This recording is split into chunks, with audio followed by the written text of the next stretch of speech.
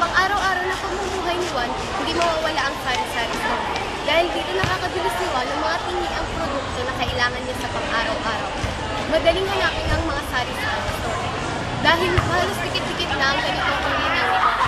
Samahan natin si Krisha sa kanyang pakikipanayam sa isa sa mga sari-sari store. Tanga video yun eh.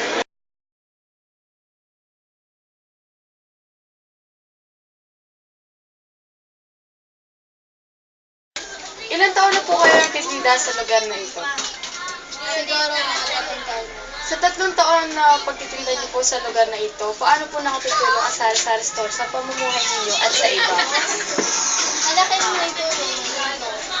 Lalo na pagdating sa gustusin na araw-araw. Magkano po yung puhunan ninyo nung nagsimula po kayo? Siguro mahigit 10,000. Paano po binudget ang 10,000 na yon para po tumagal ng 3 taon? Sa loob po ng 3 taon, ano po yung mga naging suliranin ninyo sa pagnenegosyo ito? Marami.